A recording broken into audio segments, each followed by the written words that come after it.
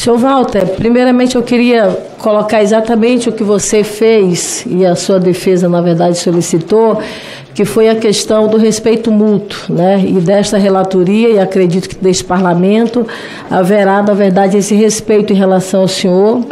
E o objetivo, na verdade, desta comissão é o aprofundamento da investigação.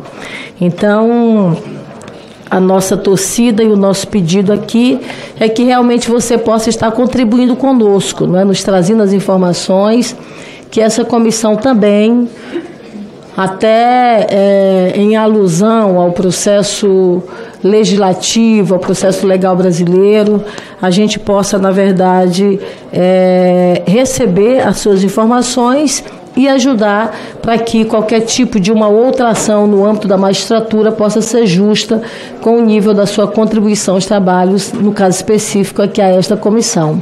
Ok? Eu quero iniciar, você citou o nome da Carla Zambelli, da deputada Carla Zambelli, e eu vou iniciar por ela. Na verdade, até mudando aqui um pouco a ordem dos nossos questionamentos. Então, eu queria que... O presidente está meio confuso aqui. Tá. A minha pergunta inicial, Walter Delgatti, senhor Walter Delgatti, é acerca da sua relação com a Carla Zambelli. Eu queria até colocar aqui no telão, tem uma postagem que ela fez no Twitter, eu queria só para abrir aqui.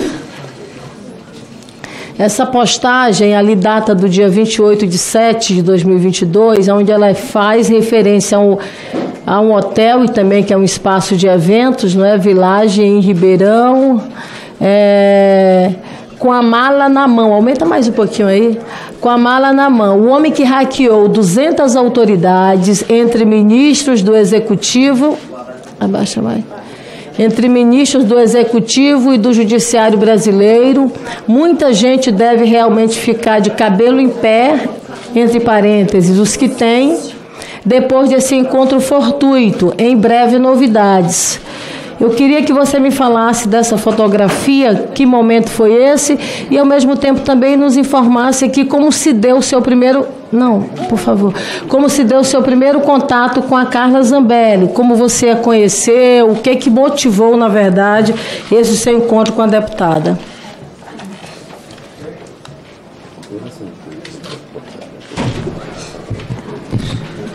Foi nessa data da foto, em 28/7, eu estava na cidade de Ribeirão Preto, em um hotel em que eu fui buscar um amigo meu. E, de repente, eu vi a deputada Carla Zambelli, eu pedi para tirar uma foto com ela, e eu apresentei quem era eu. Eu falei, não, eu sou o Walter, o Delgatti, tal. E conversando com ela, ela passou o telefone dela, o celular dela, anotou o meu e posteriormente ela me chamou no WhatsApp. Foi apenas isso. Foi realmente um encontro fortuito. Durante seu encontro com a deputada Carla Zambelli, Walter, como se deu a sua relação com ela, né? Eu digo do ponto de vista de conversa, você chegou em algum momento a integrar, por exemplo, a equipe de trabalho dela, chegou a prestar serviço para ela, chegou a ter, por exemplo, alguma remuneração, onde você residia, por exemplo, nesse período que você esteve aqui em Brasília? Só ressaltando que no hotel, ela estava saindo do hotel, então foi um encontro bem rápido, não houve conversas lá, e apenas a foto, e inclusive ela está com a mala na mão, ela montou no carro e acredito eu que ela tenha saído do hotel. E posteriormente, ela disse que havia uma oportunidade de emprego a mim, no caso seria na campanha do Jair Bolsonaro, do ex-presidente. Eu estive em Brasília, eu falei com o presidente e logo em seguida... Você avançou demais, volta. Não, mas é que ela perguntou isso. E logo... Fica à vontade. E logo em seguida eu fiquei em Brasília e eu ia trabalhar na parte de redes sociais do gabinete dela, das redes dela, sociais. Houveram pagamentos, sim, porque ela me enviou as senhas do site, das redes sociais. Só que logo em seguida, uma decisão do Alexandre de Moraes suspendeu o acesso dela às redes sociais. Por isso que eu não continuei nesse serviço, acredito. Mas nesse período você chegou a prestar um serviço, você não chegou a integrar, por exemplo, em nenhum momento a equipe dela de trabalho? Por exemplo, você chegou a participar dos grupos de WhatsApp, sim, conversar com a equipe de assessoria dela, esse era um serviço que você fazia para ela? Esse serviço eu realizei. E esse período qual era o tipo de remuneração que você recebia dela? Na verdade, houve na época uma remuneração de R$3.000 e depois as redes foram suspensas e daí em diante apenas a promessa de emprego mesmo. Você chegou, nesse período você morou onde? Você chegou em algum momento você, por exemplo, esteve residindo ou frequentando com uma certa intensidade, por exemplo, a residência da Carla Zambelli? Sim, eu frequentei e logo em seguida eu retornei a Ribeirão Preto e posteriormente a São Paulo. Mas eu digo frequência no sentido de morar na casa dela. Eu fui diversas vezes na casa dela, mas de morar não. Morar, de dormir, de ter uma convivência mais presente familiar, não. Certo. Falando aqui acerca dessas reuniões, no dia 9 de agosto, o senhor teve essa primeira reunião ao chegar aqui em Brasília, não é isso? E essa reunião você teve na sede do PL. Na reunião, aí você me corrige se eu estiver errada, e eu queria que você na verdade, me desse detalhes dessa reunião. Eu tenho a informação de que na reunião o senhor esteve com o advogado Ariovaldo, que está aqui inclusive, o presidente do PL, Valdemar da Costa Neto. Isso na reunião que ocorreu um pouco mais cedo, do dia 9 de agosto. Quem mais estava presente nesta primeira reunião? Na primeira reunião estávamos a Carla, E a Carla, sim, citando o nome dela, exato. O presidente do PL, os meus advogados,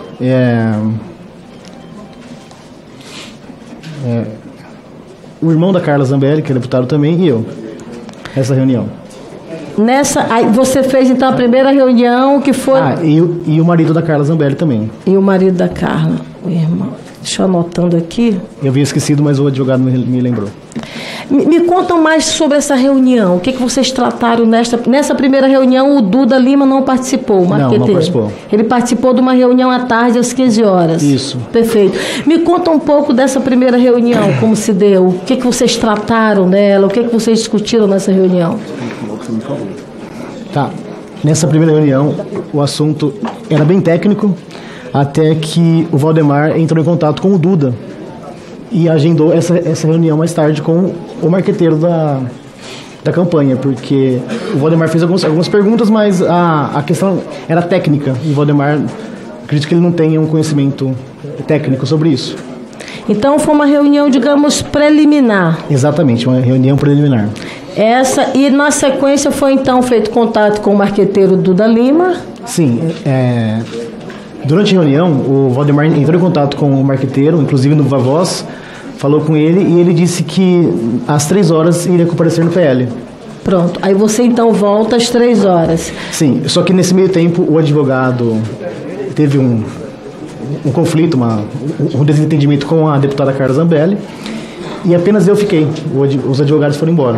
Você diz o advogado que está aqui, inclusive com você. Sim. Esse conflito se deu por quê? No momento do conflito, eu estava no banheiro.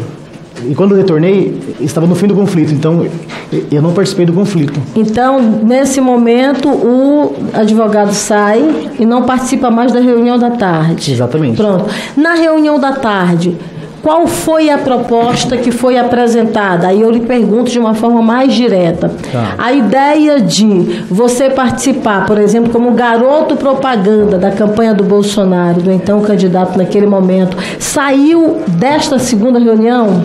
Sim, saiu. O Duda, que é o marqueteiro, ele inicialmente disse que o ideal seria eu fazer uma entrevista, eu participar de uma entrevista com a esquerda e de forma espontânea falar sobre as urnas. Era essa a ideia inicial. Falar que as urnas eram... A fragilidade das urnas, isso. Ou seja, a proposta... A inicial. Essa foi a proposta inicial. Isso, que não ocorreu porque o meu encontro foi... Ele saiu na mídia e por esse motivo eles cancelaram isso. E a segunda ideia era, no dia 7 de setembro, eles pegarem uma urna emprestada da OAB, acredito, que eu colocasse um aplicativo meu lá e mostrasse à população que é possível apertar um voto e sair outro. Qual seria a ideia do apertar? Seria apertar o número... É que assim, o código-fonte da urna, certo. Eu faria o meu, não o do TSE, só mostrando que, exemplo, a população vendo que é possível apertar um voto e imprimir outro. Era essa a ideia. Seria uma ação... Essa proposta, na verdade, que foi apresentada do ponto de vista da realidade, seria uma proposta fake ou seria algo que você, na verdade, ou eles te propuseram de fato? Você, de posse do código-fonte, você vai mostrar para a gente que é a vulnerabilidade, que vamos colocar um número de, por exemplo, do candidato Bolsonaro e de repente vai aparecer o número do candidato Lula? Falando de forma técnica, quem tem acesso ao código-fonte, antes de compilá-lo, é possível inserir linhas que façam com que... Eu ouço mal, que você está falando errado. Eu ouço mal mesmo. Sim. Quem acessar o código-fonte antes de... assim, compilar. O código-fonte é o código em si, é o código aberto, que depois ele tem diversos arquivos, e compilado ele vira apenas um, que é o que instala na urna. E quem tem acesso ao código-fonte antes de compilá-lo, consegue inserir linhas que façam com que seja apertado um voto e o resultado seja outro. Lembrando que o código-fonte, a pessoa que manipula ele, ela tem... Por exemplo, o código-fonte obedece a quem está criando ele. Então, eu posso criá-lo com a ideia de, assim que compilado, ser inserido um voto e sair outro. Então, eles queriam que eu fizesse um código-fonte meu, não o oficial do TSE, e nesse código-fonte eu inserisse essas linhas, que eles chamam de código malicioso, porque ele tem como finalidade enganar, como finalidade colocar dúvidas na eleição. Então, eu criaria um código meu, a ideia do Duda. Ou seja, não seria um código-fonte do TSE, seria alguma coisa manipulada, fake sua. Exatamente, feita exatamente para mostrar... A ideia dele era a seguinte, era falar que a urna, se manipulada, sairia um outro resultado. Então, para que fique mais claro, até para que a gente possa compreender, seria uma urna que, num vídeo, numa apresentação ali publicitária, você pegaria, mas você teria um código-fonte manipulado e criado por você. Um código-fonte fake, no caso. Um código-fonte fake, criado por você, aonde você faria uma manipulação e uma apresentação fake, digamos assim. Exatamente. E essa apresentação iria explicar à sociedade, a quem estivesse lá no dia 7 de setembro, que era possível aquela urna que eles veem na eleição imprimir um outro voto. Então, a ideia era essa. Você disse que você poderia ser esse garoto propaganda, fazer essa manipulação fake, mas a matéria, uma matéria que saiu inclusive na revista Veja, 2 ou 3 dias depois, inviabilizou que essas duas ações ocorressem, é isso? Fossem concluídas, sim. Pronto. Depois dessa reunião do dia 9, que aconteceu na sede do PL, aí com a presença, inclusive, do Duda Lima, você teve, no dia 10, uma outra reunião. Agora, esta reunião você teve no Palácio da Alvorada. Sim. Nessa reunião, eu queria que você me falasse também detalhes desta reunião, esta agora com o então presidente Bolsonaro, né? Sim. Você sai do local onde você estava, o carro que você foi levado, a Carla Zambelli veio junto com você? Sim, veio. E aí, então, pegaram a Carla Zambelli, depois de buscaram e, na sequência, foram até o Palácio da Alvorada. No Palácio da Alvorada, na reunião com o então presidente Bolsonaro, se reuniram o senhor, a Carla Zambelli, o então presidente Bolsonaro, me corrija se estiver errada, e o ajudante de ordens Mauro Cid... E o general Marcelo Campos. E o Marcelo Campos. Me conta um pouco dessa reunião. Essa reunião, a ideia era falar sobre as urnas e sobre as urnas e sobre a eleição e sobre a lisura das urnas. E E a conversa, ela foi bem técnica, até que o presidente me disse, falou assim, olha, a parte técnica eu não entendo, então eu irei enviá-lo ao Ministério da Defesa e lá com os técnicos você explica tudo isso. A conversa, ela se resumiu nisso. E também ele pediu que eu fizesse o que o Duda havia dito sobre o dia 7 de setembro. E o senhor disse para ele que poderia fazer? Sim, eu disse que sim. E aí ele não compreendeu, e neste momento, quem ele chama para lhe levar ao Ministério da Defesa? Ele chama o general Marcelo Campos. O general Marcelo. E ele fala a ele, olha, eu preciso que você leve ele até o Ministério da Defesa. Ele contrariou, ele disse, não, mas lá é complicado, e o Bolsonaro disse, não, isso é uma ordem minha, cumpra. Nisso, o presidente e a deputada... Quem falou que disse que lá era complicado? O general Marcelo Campos. O Campos falou? Sim, ele disse que era complicado, nisso o presidente disse que era uma ordem dele, e eu fui levado até o Ministério pela porta do fundo, é um portão grande atrás, eu entrei com o carro lá e já desci no elevador. Certo, então você foi com o general Campos até o Ministério da Defesa. Isso. Você tem noção de mais ou menos quanto tempo você ficou conversando ali com o ex-presidente Bolsonaro? Por volta de 1h30, 2 horas no máximo. Nessa conversa, o que mais ocorreu além especificamente da... Na verdade, eu tomei o café da manhã com ele e a conversa, ela foi essa. Ele me disse que eu estaria salvando o Brasil, que era a liberdade do povo em risco, que eu precisava ajudar ele a garantir a lisura das eleições, porque ele contou que em 2018 ele teve acesso ao inquérito da PF, que nesse inquérito uma pessoa teve acesso ao TSE, ao código-fonte, que poderia ter manipulado.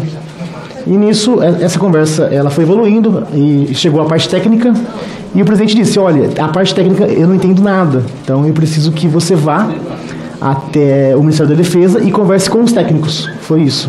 Você, nesse momento, colocou, por exemplo, a possibilidade de você ser punido, ser preso por isso? Você recebeu deles algum tipo de garantia de proteção? Sim, recebi, inclusive... Inclusive, a ideia ali era que eu receberia um indulto do presidente. Ele havia concedido um indulto a um deputado um deputado federal, e como eu estava com o processo da spoofing à época, e com as cautelares que me proibiam de sair à internet e trabalhar, eu visava a esse indulto, e foi oferecido no dia. Deixa...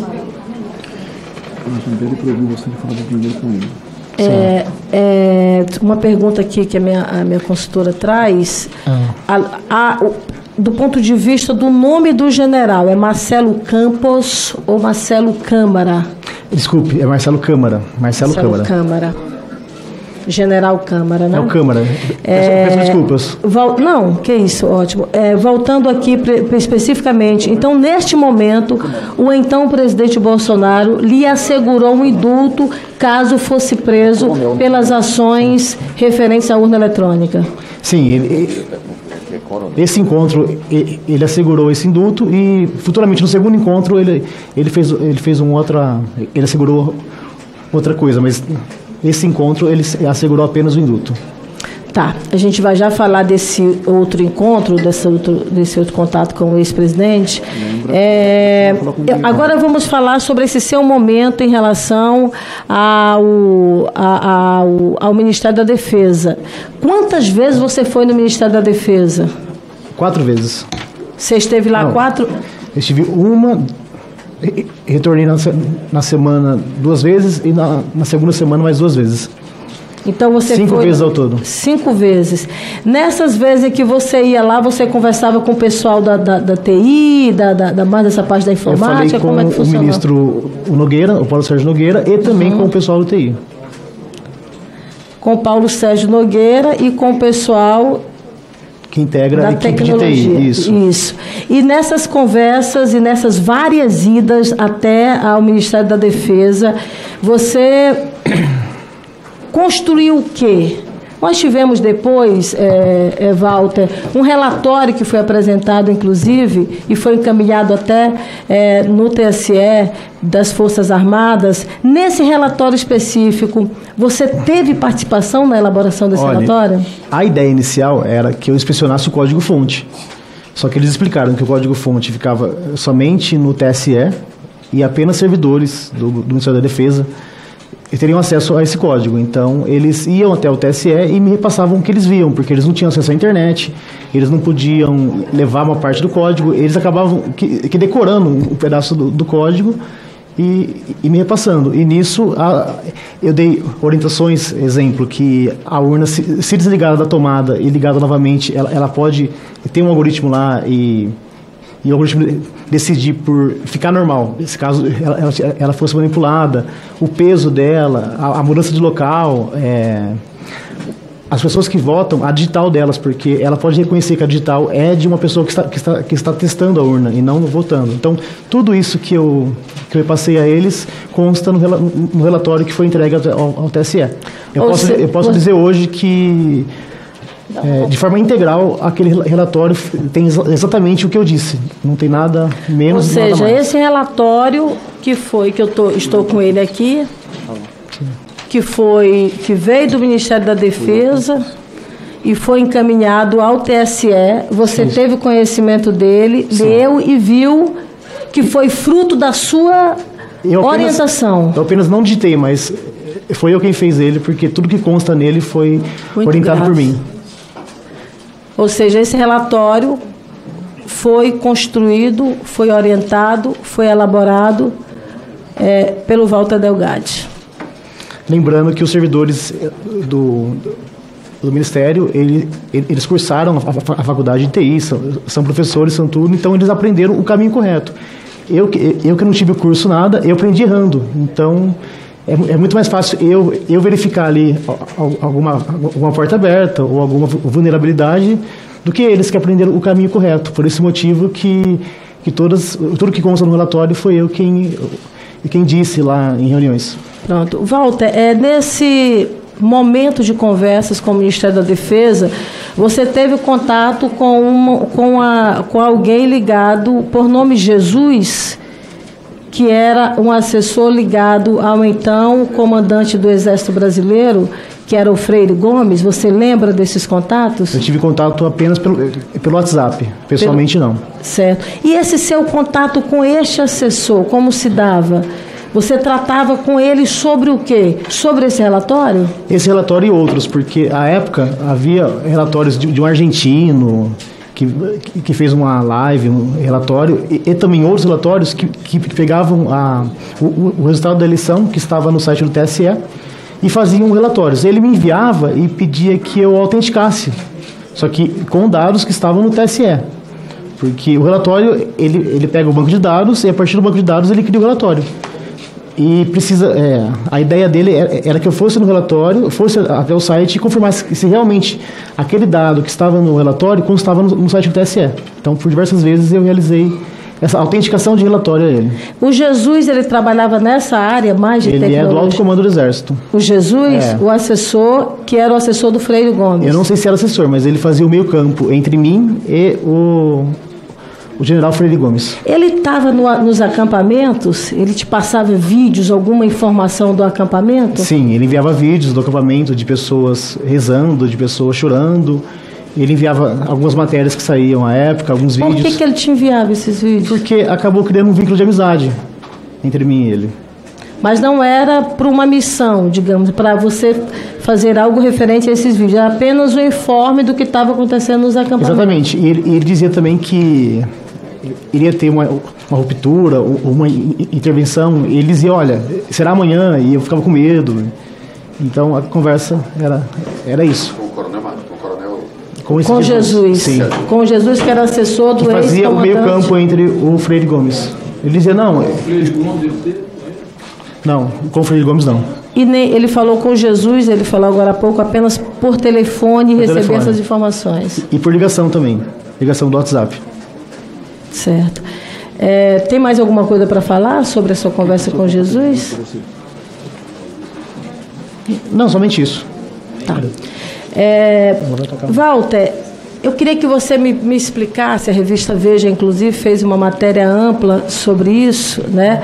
Sobre o encontro que você teve com o encontro que você foi chamado num posto de gasolina. O nome do posto de gasolina, eu tenho aqui, seria o posto de gasolina Frango Assado. Eu queria que tu me explicasse um pouquinho como se deu isso, como foi essa logística, de que forma você foi chamado para estar até lá. Me conta como tudo isso aconteceu. Eu não me recordo o dia, então eu estava em casa em Ribeirão Preto pela manhã, quando a deputada Carla Zambelli entrou em contato comigo e disse que o motorista iria me encontrar, ou melhor, iria me buscar e eu teria um encontro com ela e que era um assunto urgente. Então era um assunto que teria que ser tratado naquele dia. E eu estava em Ribeirão Preto e chegou o motorista. Nisso eu não sabia onde seria o encontro. Ele pegou a rodovia, a Anhanguera, e foi até esse posto que era próximo a uma cidade em que a deputada estava realizando campanha. E nesse encontro, a deputada... Você já conhecia o motorista? Esse motorista, não conhecia. Você teve medo quando você teve que entrar no carro com ele e ir até esse local? Eu tive um pouco, mas não tanto, porque eu confiava bastante na deputada Carla Zambelli. Perfeito. Então você segue até esse posto? Até esse posto, e nisso eu tenho um contato com a deputada. E nesse contato foi quando ela pegou um celular que estava com ela, e no celular dela ela enviou mensagem a alguém e o presidente da República entrou em contato comigo. E nesse contato ele disse que eles haviam... Antes de falar do contato, ela pegou um telefone novo ou era o telefone dela? Não, era um telefone aparentemente novo. O chip ou o aparelho? Era um chip e um aparelho, ela inseriu o chip, acredito eu que seja um celular novo. Novo que eu digo é que nunca foi usado. Um celular que foi usado apenas naquele encontro, ou apenas naquele encontro, né? E nisso eu falei com o presidente da República e, segundo ele, eles haviam conseguido um grampo, que era tão esperado à época, do ministro Alexandre de Moraes. Segundo ele, esse grampo ele foi realizado já, que teria conversas comprometedoras do ministro, e ele precisava que eu assumisse a autoria desse grampo, lembrando que à época eu era o hacker da Lava Jato, né? Então seria difícil a esquerda questionar?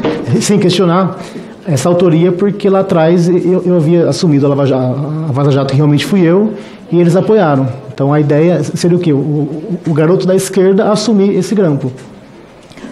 Você está me dizendo que o ex-presidente da República, naquele momento no telefone, que a Carla Zambelli lhe passa em mão, lhe propõe você assumir um grampo do ministro do Supremo Tribunal Federal, Exatamente. Alexandre de Moraes, e, segundo ele, um grampo que já havia sido feito.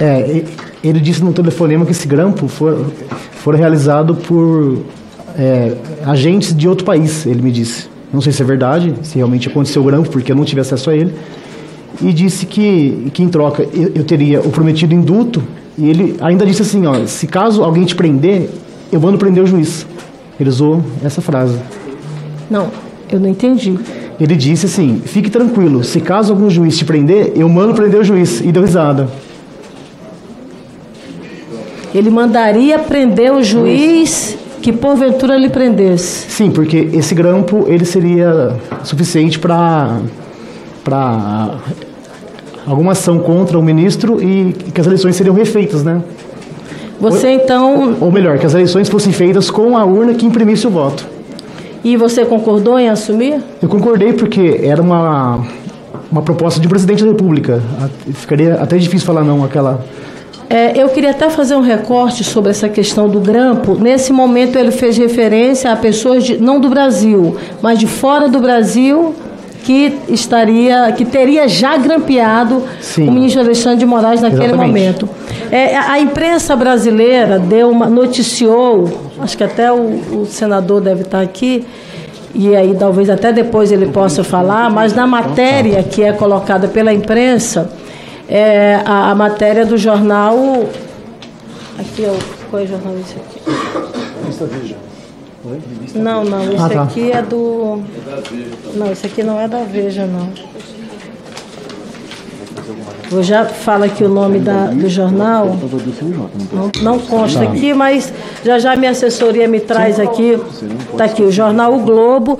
O senador, naquele momento, afirma que este grampo teria sido o senador Marcos Duval, que ele deve estar por aqui, talvez daqui a pouco ele possa falar.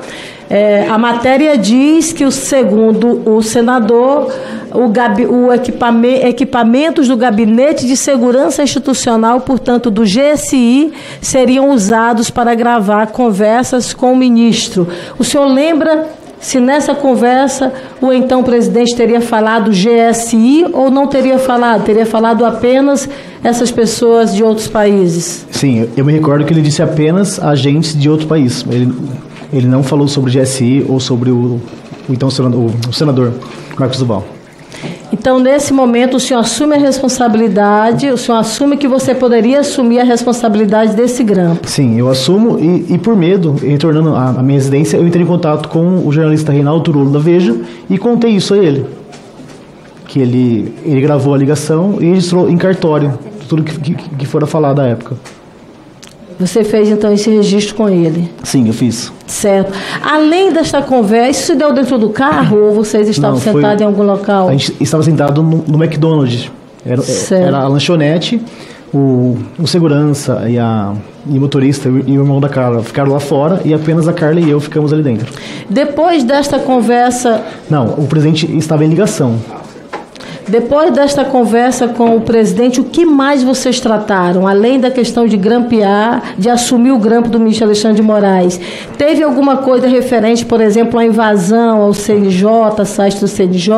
Após isso, a deputada me disse que eu precisava invadir algum sistema de justiça, ou o TSE em si, ou alguma invasão que mostrasse a fragilidade do sistema de justiça, dizendo que seria uma ordem também do presidente, porém, apenas a deputada me disse isso, eu não ouvi isso do presidente. Você se comprometeu com ela? Me comprometi. E fez a invasão depois do CNJ? Sim, fiz a invasão do CNJ e também, a partir do CNJ, de todos os tribunais do país.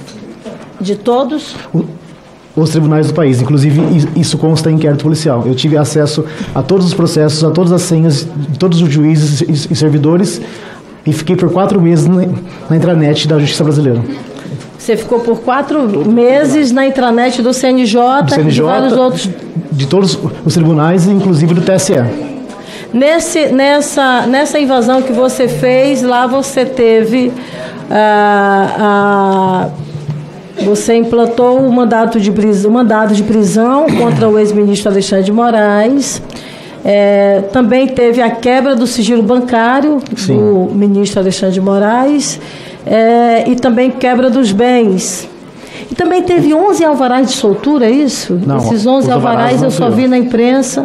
Inclusive, eu expedi o mandado de prisão no dia 5 e no dia 6, alguma pessoa foi lá e emitiu 11 alvarás de soltura correndo, porque viu que eles iriam... então esses 11 alvarás de soltura não foi você? Não fui eu. Inclusive, o delegado de investigação, ele garante que não fui eu. Ou seja, mas também foi outra invasão? Não sei, eu não tenho acesso a isso. Certo. Qual o motivo, Walter, desses mandados que você, na verdade... Do mandado e da quebra de sigilo. Seria o quê? Qual a motivação disso? Me explica. Seria desmoralizar o... Exatamente, porque à época o ministro dizia que era inviolável, que tinha aquela segurança, então uma forma de mostrar a fragilidade seria o quê? Eu invadindo e despachando, como se fosse o ministro, com o token dele, a assinatura dele, o mandado de prisão contra ele mesmo. Inclusive, no final, eu falo, publique-se, intime-se e faça o L. É verdade. Que é uma coisa até engraçada, porque o sistema inviolável, uma pessoa sozinha conseguiu invadi-lo e emitir uma prisão, como se fosse o ministro prendendo ele mesmo. Agora, sobre essa minuta, esse texto desse mandado de prisão, quem fez? Fui eu. A deputada me enviou um texto pronto, eu corrigi alguns erros e contextualizei e publiquei a decisão. Mas quem fez o texto foi a deputada. Então, o texto foi feito por ela? Sim. Não, ela me enviou o texto. Quem fez, eu não sei. Não, mas ela lhe enviou o texto e Você fez essa publicação. Sim. No caso específico dessa invasão do CNJ e dessas que você fez, você recebeu algum pagamento por isso? Então, a promessa ali era de emprego. Só que enquanto eu não tinha esse emprego, eu reclamava, olha, eu tenho que pagar pensão, tenho que pagar aluguel, e ela me enviou por diversas vezes um montante pequeno de dinheiro e de Pix. O Renan, ele era servidor dela? O Renan, ao que eu sei, era motorista. Ele em algum momento te fez algum pagamento? Sim, diversos pagamentos. Esses pagamentos diversos foram em quais valores?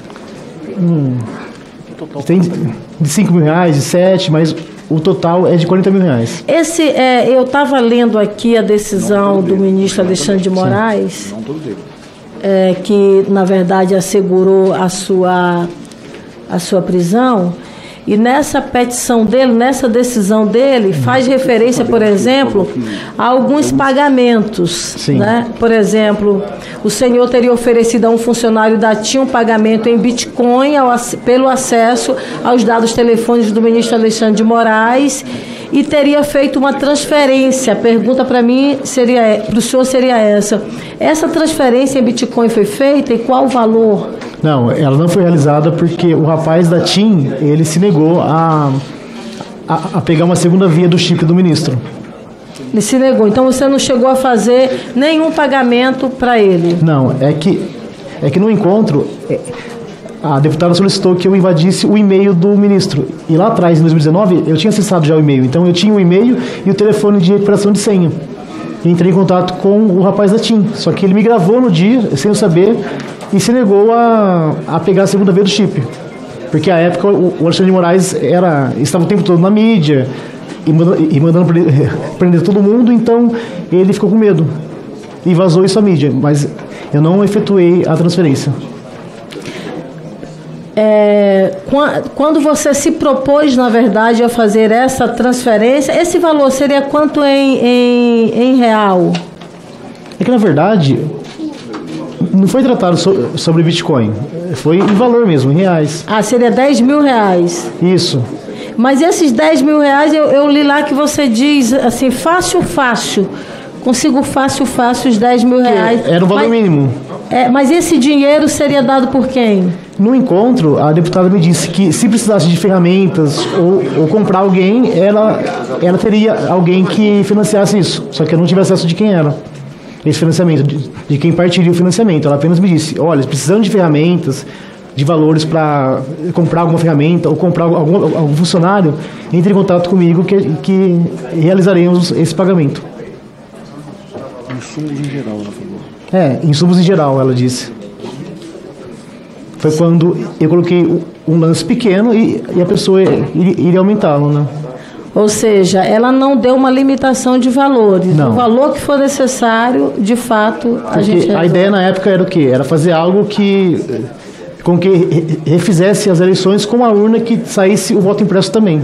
Ou seja, Walter, essa conversa toda ela aconteceu no ano passado e agora, mais ou menos no mês de fevereiro, março, nós tivemos aí a informação da possibilidade de fato desse grampo. Ou seja, a informação que você tem então é que o ministro Alexandre de Moraes em algum momento foi grampeado.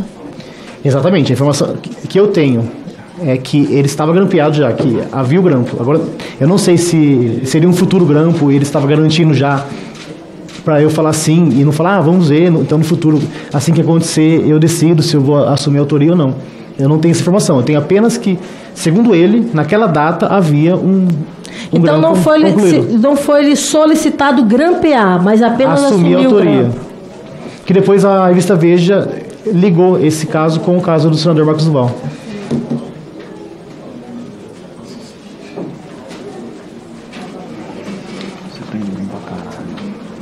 Presidente, eu quero...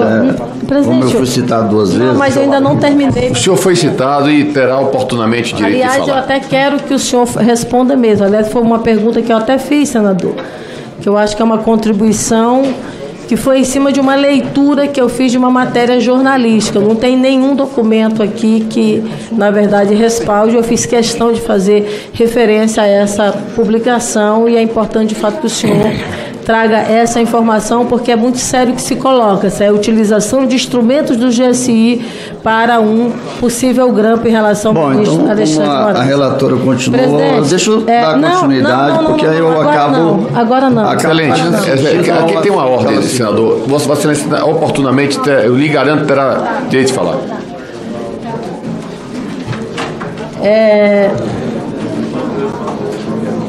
Eu queria só para deixar aqui, porque ficou uma pequena dúvida em relação à presença da segunda reunião com a participação das pessoas na segunda reunião do dia 9 às 15 horas. O Valdemar da Costa Neto estava nesta segunda reunião? A segunda reunião, lá atrás, né? Isso, no dia 9. Não, estávamos o irmão da Carla Zambelli, o Duda Marqueteiro e eu. Então, ele não estava na segunda, ele estava só na primeira, que foi no horário da manhã. Sim, inclusive os advogados aqui presentes estavam juntos à reunião. Em algum momento, na segunda reunião, já agora com o presidente Bolsonaro, ou então o presidente Bolsonaro do dia 10, o Mauro Cid, que era o ajudante de ordens, ele chegou a participar, ele tinha algum ativismo nessa participação dessa reunião? Ele dava ideias ou ele só ficava ali assinando, anotando e fazendo o acompanhamento da reunião? Ele tinha alguma participação mais ativa? Ele fez apenas o acompanhamento. Ele não participou da reunião. Não opinou em nada? Não. Só apenas ouviu? Após a reunião, o ex-presidente e a deputada, eles saíram lá no palácio e eu fiquei lá com o Marcelo Câmara e com o Cid, conversando, mas assuntos estranhos da reunião. Certo. Presidente, eu quero finalizar e dizer que o depoimento de hoje é um depoimento muito importante para os trabalhos da CPMI, bombástico, como o senhor coloca. As informações que são trazidas a essa comissão são informações absolutamente sérias e são informações que estão no entorno do ponto central desta CPMI, que é exatamente o questionamento do resultado eleitoral, a tentativa de emplacar uma vulnerabilidade e a busca de pessoas que já tinham histórico em relação à invasão para que legitimasse claramente uma narrativa que é incompatível com a realidade em relação ao processo da segurança eleitoral. Eu vejo, presidente, que nós, a partir de agora, precisamos, e vou apresentar, até para compatibilizar esses dados, não é, a quebra do sigilo telemático das pessoas que fizeram parte dessas reuniões do dia 9 e também do dia 10, até para a gente poder ter os elementos substanciais acerca acerca das informações que nós recebemos agora do depoente Walter Delgatti. Eu queria lhe agradecer pelas suas informações e a sua colaboração, a sua contribuição em relação aos trabalhos desta CPMI. Muito obrigada, presidente. Disponham.